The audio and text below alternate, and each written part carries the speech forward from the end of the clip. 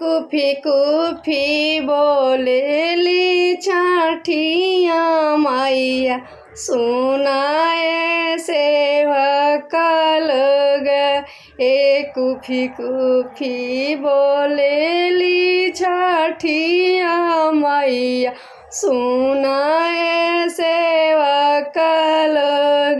मोर घाटे दुबियाऊ उपजी गईली मकरी बासेड़ाली हली।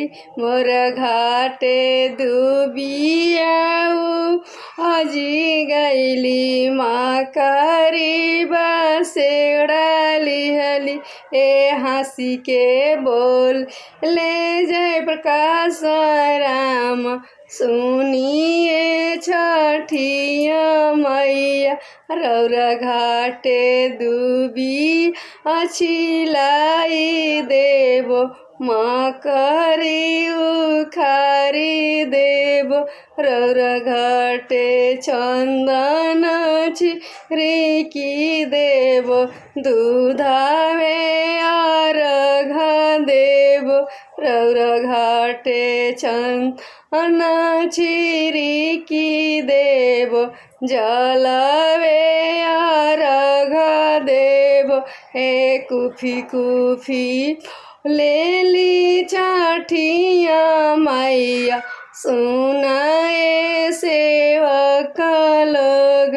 मोर घाटे दुबिया उपजी गईली मकरी बासेड़ाली हली।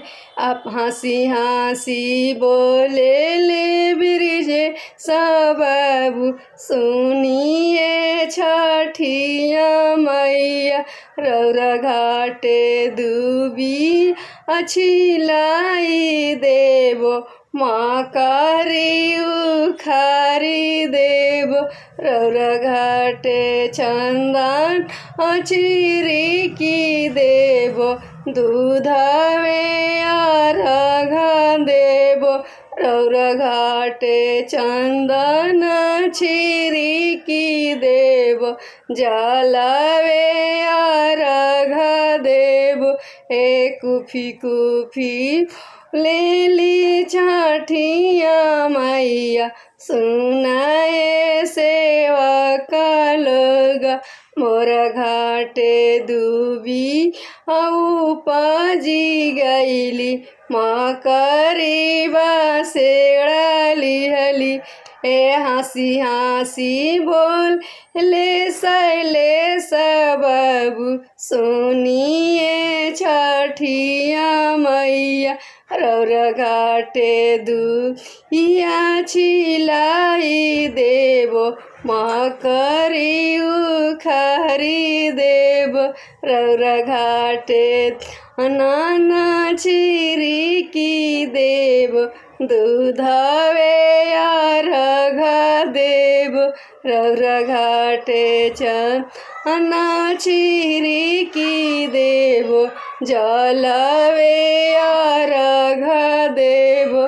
रौरा घाटे जलवे अर्घ देबो। अगर मैंने गाना अच्छा लगे तो लाइक सब्सक्राइब जरूर करिएगा और कमेंट में बताइएगा कैसा है।